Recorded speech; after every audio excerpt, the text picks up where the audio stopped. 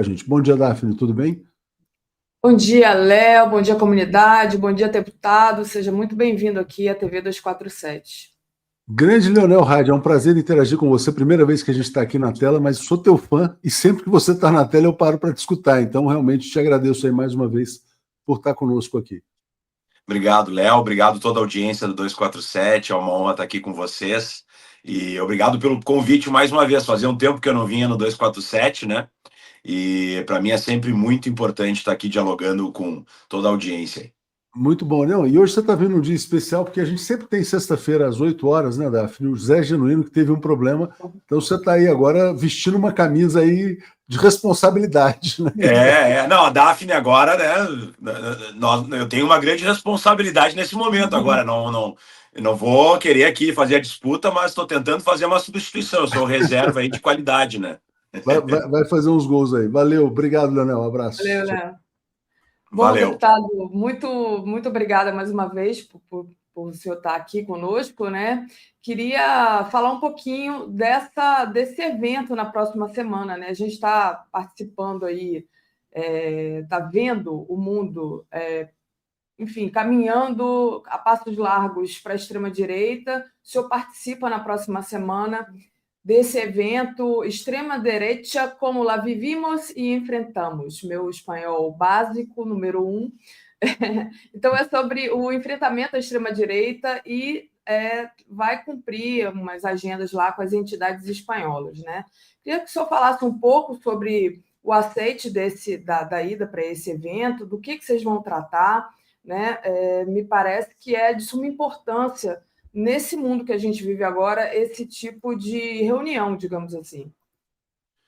Nós temos uma agenda bem relevante na Espanha, em Madrid, na próxima semana, né? Eu estou embarcando para Madrid agora domingo pela manhã, chego lá segunda-feira, e inclusive representando a Assembleia Legislativa pela Comissão de Segurança, porque o nosso objetivo lá vai ser, antes de tudo, ter um diálogo sobre políticas de desradicalização que são implementadas na Espanha, principalmente através de educação preventiva, grupos de diálogos, iniciativas coletivas lá de, por exemplo, entrega de materiais em determinados eventos, né? Eles têm uma iniciativa política bem relevante. Na Alemanha também tem algo nesse sentido, que é aproximação, né, da sociedade para que a sociedade seja desradicalizada e compreenda os riscos do fascismo. Então, a gente vai ter esse diálogo, vai ter um diálogo com o Partido Socialista, né, espanhol, com parlamentares lá do Partido Socialista, justamente com essa pauta, porque a gente sabe que lá eles enfrentam o Vox, principalmente, né, entre outras iniciativas aí da extrema-direita fascista global. E nós sabemos também que a luta antifascista é uma luta internacional, né, ela não é uma luta local, simplesmente. O que nós estamos vendo no Brasil acontece nos Estados Unidos de uma forma mais acentuada, acontece na Europa de uma forma muito aguda, e é importante que a gente faça essa aproximação de experiências e também conhecer estratégias para tentar implementar, porque como tem similaridade na pauta, é importante que a gente consiga trazer o que está sendo feito lá e está funcionando para o Brasil também, e também levar experiências nossas aqui para a Espanha e automaticamente para a Europa nesse sentido. A gente também vai ter agendas ali que lidam com questões de gênero, questões da comunidade LGBTQIA+, também, né, uma aproximação também com essa pauta ampla de direitos humanos, inclusive da cannabis terapêutica. Nós vamos visitar ali associações que lidam, né, com essa pauta. Então, vão ser 5 dias lá que a gente vai transitar por questões que são pertinentes ao nosso mandato e à nossa militância, à nossa luta aqui no Rio Grande do Sul e no Brasil. Sobre isso, né?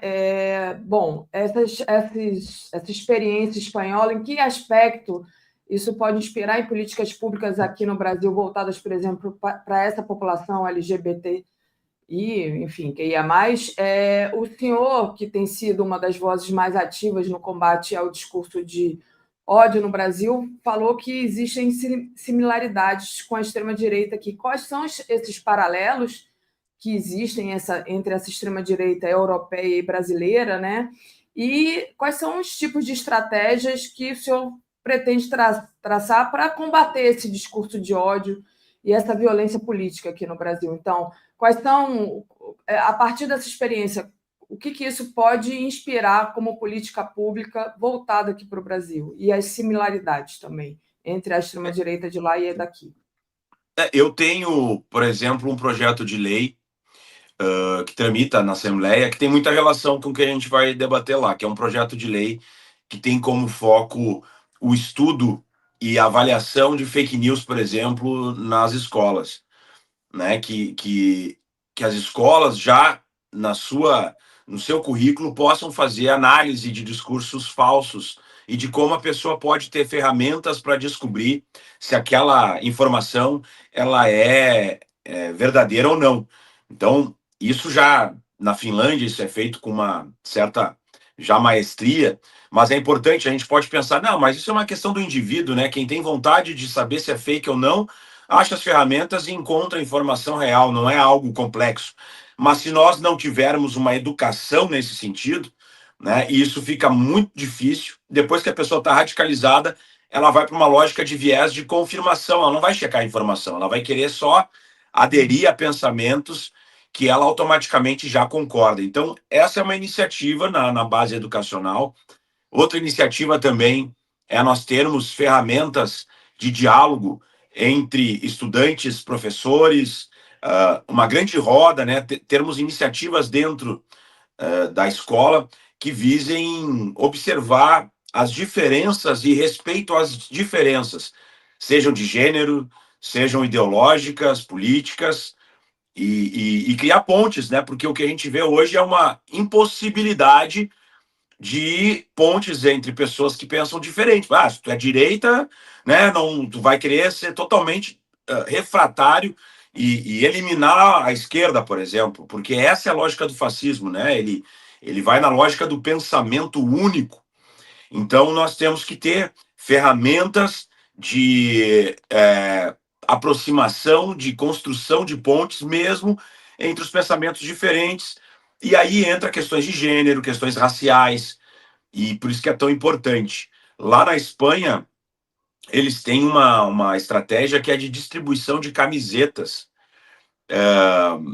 E aí eu quero conhecer melhor isso, né? Mas durante atos, inclusive, de direita, de pessoas mais jovens, né? Que estão, como a gente viu na Inglaterra alguns dias atrás, né? Muitas pessoas que vão para a rua pedir questões de extradição de imigrantes, porque na Europa é muito forte, né? Aqui no Brasil não tanto a questão da xenofobia em relação aos imigrantes, mas na Europa, assim como nos Estados Unidos, isso é muito forte. E ali eles distribuem camisetas, tem uma frase determinada, uma camiseta muito bonita, mas quando ela é lavada, ela descortina um texto. E daí nesse texto tá assim: você pode ter sido radicalizado, se você quiser mais informações, ligue para tal número ou acesse tal site, entendeu?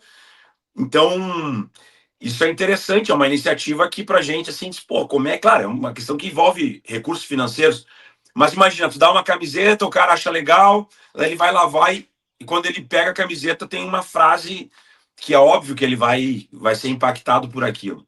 Então, são esse tipo de iniciativas, entende? E, claro, eles já têm também esses grupos de desradicalização, de diálogo, já funcionais, o que a gente não tem no Brasil aqui de uma forma muito funcional. Então, são essas experiências que a gente está tentando buscar e também aproximar pontes para que a gente também possa se apoiar, porque a gente sabe que a luta em 26 aqui, por exemplo, vai ser dura, a luta deles lá é dura, né? A extrema-direita tem avançado com essa visão de eliminação, né, do campo de oposição, digamos, aos fascistas, avança numa lógica de controle de mídias sociais, né? Eles têm praticamente um monopólio hoje do X, eles têm um monopólio hoje das informações que transitam pelo Instagram, Facebook, fazem shadow ban, né? Que é essa questão de a pessoa o conteúdo dela não ser entregue, e aí, claro, tu começa a ter menos contato com informações que podem ser contraponto à visão majoritária. Então a gente precisa, né, ter essas ferramentas e também conhecer as experiências para poder implementar aqui no Brasil de uma forma efetiva, e talvez a gente possa levar alguma, né, de monitoramento de grupos neonazistas, né? Então a gente vai dialogando lá com os amigos aí antifascistas da Espanha. Bacana, bem bacana essa ideia da camiseta. Eu vou ler aqui um pouquinho do nosso público. A Tereza Cristina, você é um bravo guerreiro, excelente nas mídias digitais, adoro o futuro candidato a presidente do Brasil. Aí já estão lhe lançando candidato Estamos a lá na frente, já. presidente, já estão lá na frente. Cleofi Silva. Leonel, como está a atuação junto às associações de cannabis no Brasil? Pergunta Cleofi. Maria da Graça, aqui de Porto Alegre, meu deputado, grande voz, sou fã. Júnia Lage, que é lá de Minas. Ajuda Minas Gerais. Hoje de madrugada, a nossa Copasa foi doada por 52 deputados fascistas e um governador fascista também. Inclusive no Rio Grande do Sul, né, viu o senhor protestando lá a questão da água de Porto Alegre. Se quiser tocar nesse assunto também, fique à vontade. Então, esse aqui é o nosso público, muito participativo aqui, muito apoiador das suas causas, viu, deputado? Legal. Então, não, aí que vamos pegar pauta por pauta, né? A questão das associações canábicas. Nós, na Assembleia Legislativa, temos uma frente parlamentar em defesa da cannabis terapêutica. Nós dialogamos com as associações aqui do Rio Grande do Sul. Infelizmente, tivemos uma atuação da Polícia Federal esse ano que foi deplorável junto à Ascamed, né, que é uma associação de Santa Maria, da cidade de Santa Maria, aqui do Rio Grande do Sul, que destruiu toda a produção que eles tinham, né, a partir de uma decisão judicial. E isso prejudicou aí milhares de pacientes que faziam uso regular da cannabis terapêutica. Nós vimos agora em São Paulo uma atuação muito também negativa, né, da Polícia Civil através do Judiciário, que destruiu também a produção de uma associação, e isso tem muita relação, infelizmente, com a Anvisa, né? A Anvisa tem bloqueado muito políticas que são viáveis dentro mesmo da legislação restritiva que nós temos, mas se a Anvisa tivesse portarias e uma iniciativa mais assertiva em relação à cannabis terapêutica, nós poderíamos ter uma realidade muito melhor para os pacientes e para as associações que só querem, né, cumprir um papel relevante em que o Estado tem se abstido de fazer. Porque quem deveria estar produzindo, distribuindo essas questões, né, é o Estado brasileiro. Como tem acontecido no México, como tem acontecido na Alemanha, na Espanha, que é essa experiência que a gente vai conhecer, no Uruguai, né, no Canadá. Então, quer dizer, tem regulamentação em que os privados atuam, mas também fazem um papel social no sentido que muitas vezes são distribuídos pelos sistemas de saúde. E no Brasil a gente está até autorizado pela Anvisa, mas não regulamentam a questão associativa, nem a questão da quantidade das substâncias, né? E aí a gente vê o Congresso também retrógrado, que não define o seu papel, não aprova o PL 399, né? Que é o que trata, na verdade, 380, que trata da cannabis terapêutica, e a gente vê milhares de famílias aí sofrendo.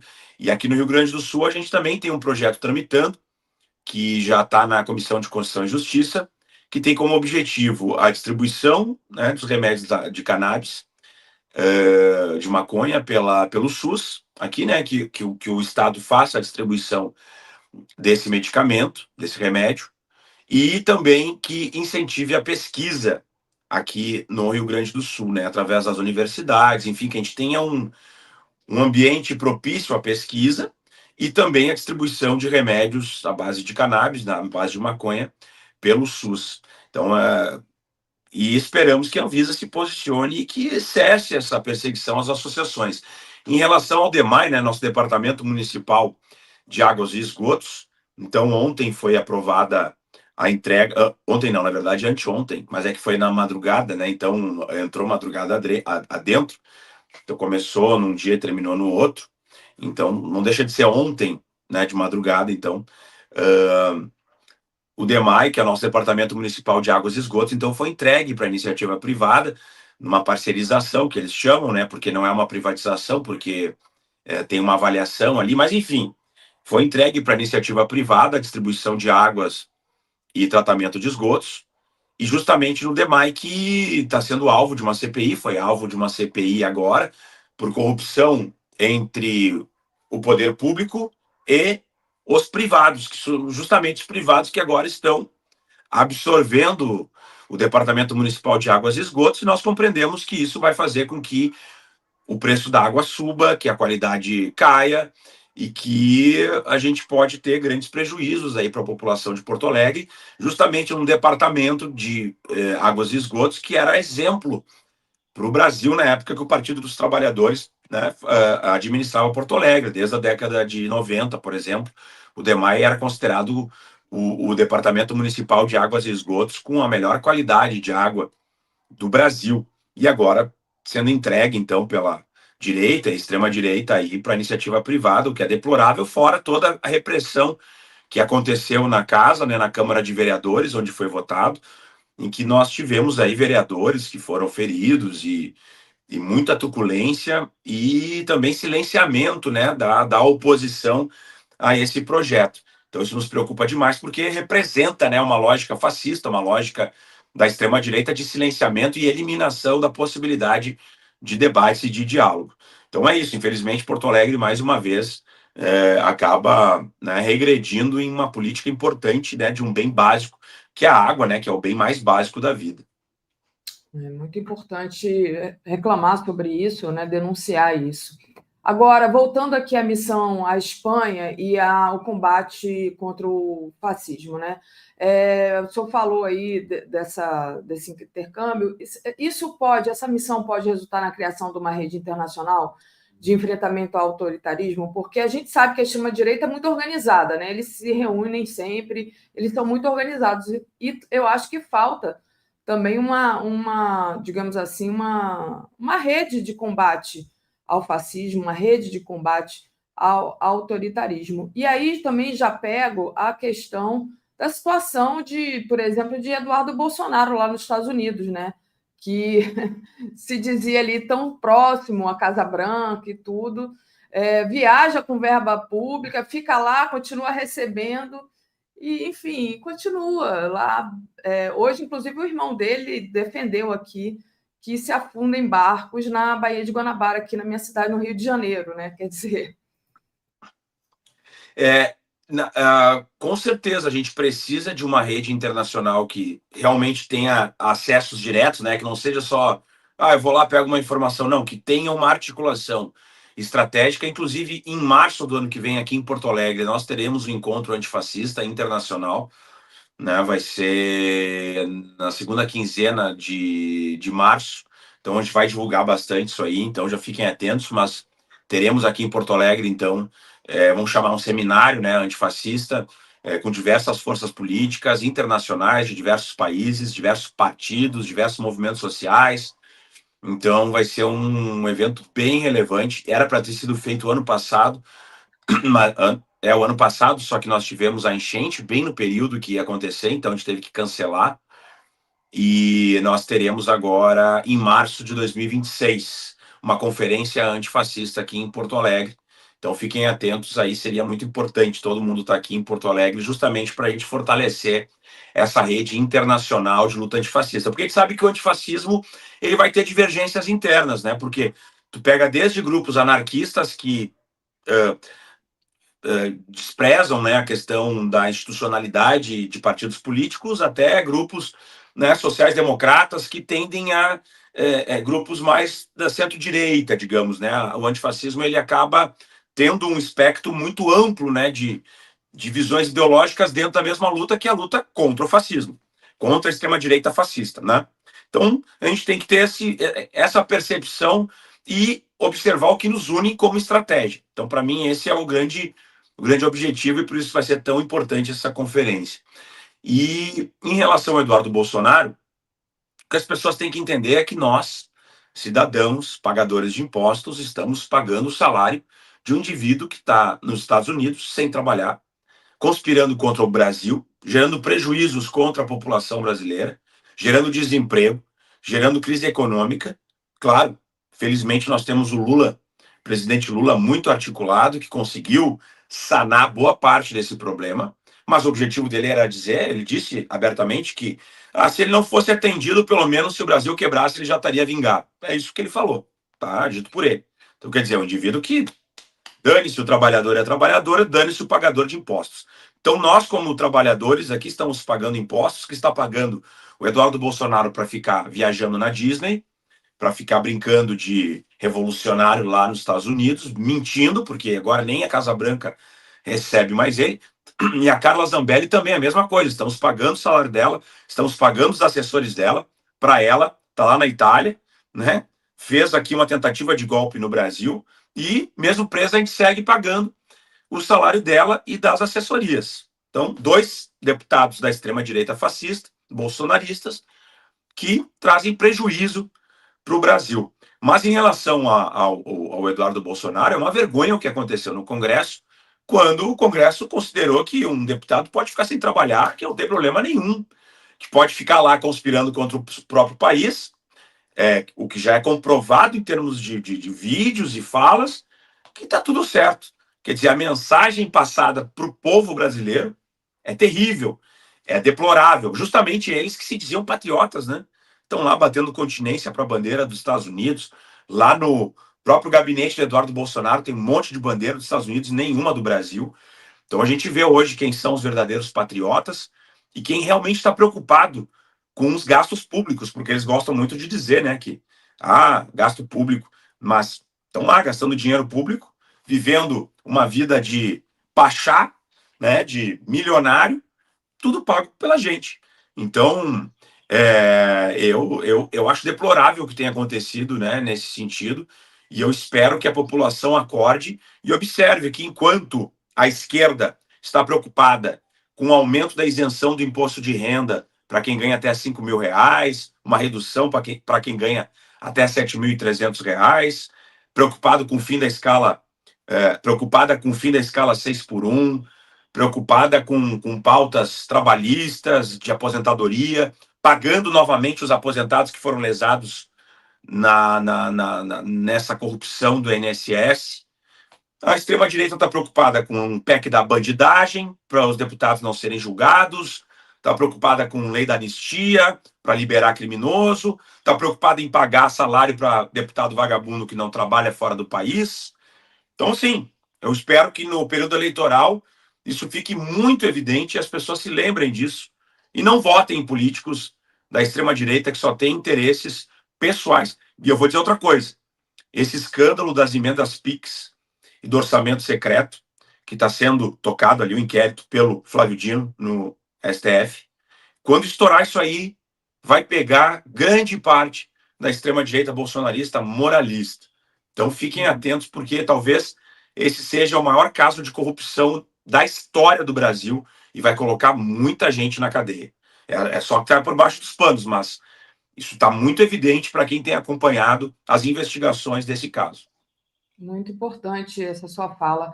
Cleufe Silva agradece aqui o senhor ter comentado a questão da cannabis. Revoltante comprar nas Raias da vida. Raia é a rede de farmácia, né? Por R$ 2.000 pode, exatamente. É isso aí, é o que as pessoas não compreendem. Já é autorizada a venda. Agora, como existe praticamente um monopólio de multinacional sobre os remédios da cannabis, da maconha, e muitas vezes não são os remédios adequados, porque tem muito CBD, mas precisa ter o full spectrum, THC, e aí isso não está regulamentado. Muitas pessoas que poderiam utilizar não funciona, porque não tem a dosagem, não tem as substâncias necessárias, é caríssimo, é impeditivo para as pessoas que precisam fazer uso, e daí as pessoas são forçadas a utilizar remédios que têm mais efeitos colaterais, que não são tão efetivos e que são mais químicos, vamos dizer assim, né? Menos naturais. Então, o que nós estamos lutando é que justamente as pessoas tenham acesso ou por um valor viável ou, né, de graça pelo SUS. Então, e claro, quem quiser comprar por R$ 2.000, aí também tem alternativa. Não estou aqui para tirar, digamos, nenhuma empresa nem nada, mas nós temos que ter outras alternativas mais eficientes, mais economicamente viáveis e também gratuitas. O Wesley Dourado mandou aqui um comentário. Aguardamos reação do Senado frente à declaração de Flávio Bolsonaro. traidores não podem continuar sendo financiados com os nossos impostos. Ele disse, ao comentar aí, a questão dos pescadores, né, que aqui no Rio também os Estados Unidos deviam afundar barco de pescadores Isso. brasileiros. Não, e outra, justamente num estado que é administrado por um governador do próprio partido dele. Quer dizer, qual é o nexo do Flávio Bolsonaro? Vai lá, tem que explodir os barcos que fazem tráfico de drogas na Baía de Guanabara. Tá aí, por que teu governador não colocou lá a polícia, não fez uma articulação com a Marinha? Quer dizer que vai precisar dos Estados Unidos para resolver um problema que o teu governador incompetente não resolve? E por que tu, como senador, também não manda recursos para lá? Se tu sabe disso, por que não está fazendo nada? Sabe, do tipo assim, como é que as pessoas não chegam a essa linha de raciocínio? Seria uma linha de raciocínio óbvia, né? O cara, o governo é dele, ele é o senador do Estado, o senador representa o Estado, ele sabe dessa realidade e o Estado é incompetente. Então por que estão administrando? Significa que tem que trocar o governador e o senador, né? Para mim é isso. Se tu sabe do problema, tu sabe como resolver o problema e não faz, tu é um baita do incompetente. Um baita do incompetente.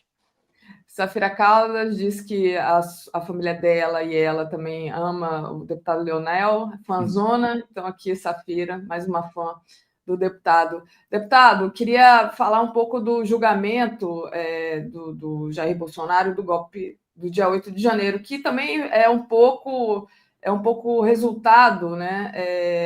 Esse desespero de Eduardo, Flávio, também é um pouco do resultado desse julgamento, né?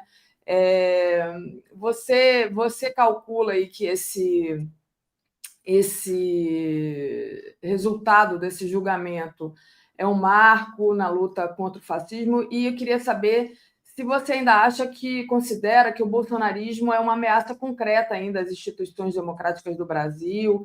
Como é que você vê essa questão aí da punição, da responsabilização de quem tentou golpear a democracia brasileira?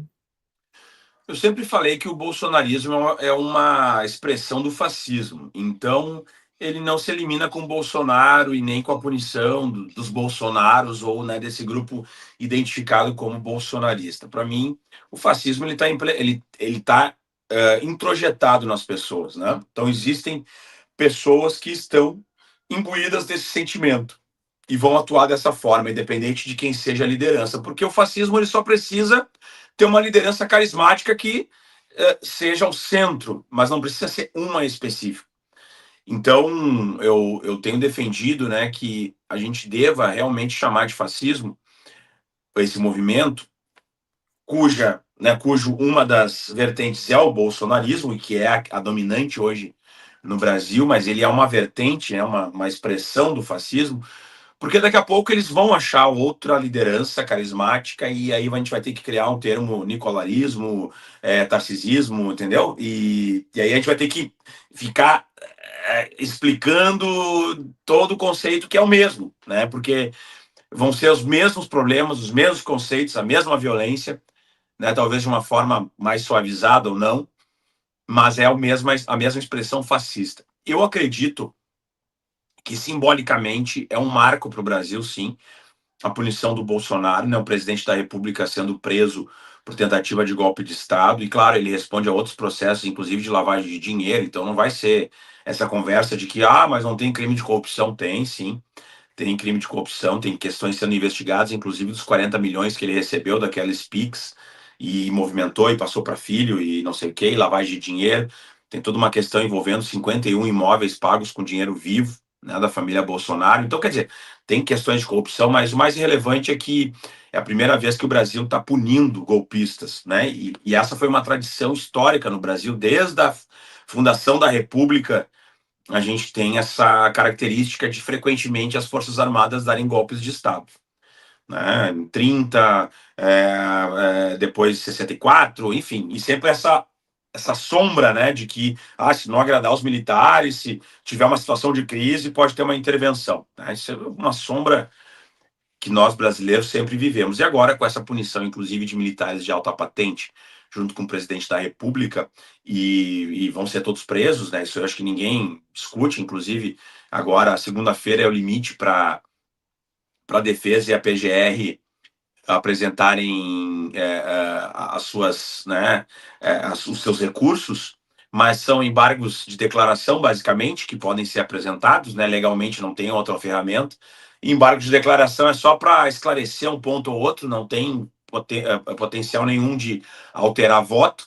Então, quer dizer, serão, a partir de segunda-feira, o relógio está contando, a qualquer momento nós podemos ter, então, a prisão definitiva, o trânsito em julgado e a prisão definitiva do Bolsonaro e desses militares aí, policiais do primeiro núcleo mais relevante, né, da tentativa de golpe de Estado. E a partir disso nós teremos aí sim um momento histórico, que é colocar essas pessoas na cadeia, né, e aí vai ter até um processo de cassação de patentes, então deixarão de ser militares, de receber, né, as suas aposentadorias poupudas, e isso vai ser um marco para o Brasil, né, de exemplo, inclusive, para o mundo inteiro. Aquilo que os Estados Unidos deveriam ter feito com Trump e não fizeram, né, e outras situações que aconteceram em outros países.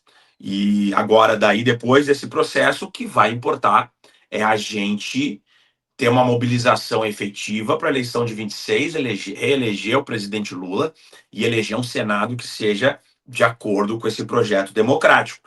Caso contrário, eles vão tentar um novo golpe institucionalizado para libertar essas pessoas e atacar o STF, mudar o quadro para eles daí implementarem uma ditadura totalitária, né, dos moldes aí dessas novas ditaduras, que não é tanque na rua, mas é controle de informação e fechamento de espaços democráticos e de eleitorais. Então, muita atenção, porque eu acho que a gente tem a primeira fase agora a cadeia, a segunda fase é o processo eleitoral de 26, que vai ter muita incidência dos Estados Unidos, de fake news, de inteligência artificial, de desinformação, porque daí eles vão tentar mais uma vez um golpe dentro da institucionalidade, vencendo a presidência, vencendo os senadores, alterando a correlação de forças no STF, porque o próximo presidente vai poder escolher 3 ministros do STF, eles podem aprovar impeachment, então tu imagina, eles impeachmentam lá 2 ou 3 que não são favoráveis a eles hoje no STF, nitidamente seria o Flávio Dino e o Alexandre de Moraes, né? Sacam esses 2 indivíduos, botam 2 deles e mais 3, então eles teriam 5 fora, mais eles teriam 7 ministros, assim, que são realmente, que baixam a cabeça e que fariam o jogo aí político que eles querem. Então tu imagina, se eles teriam o legislativo, o executivo e o judiciário. Então não teria adiantado nada a prisão nesse processo.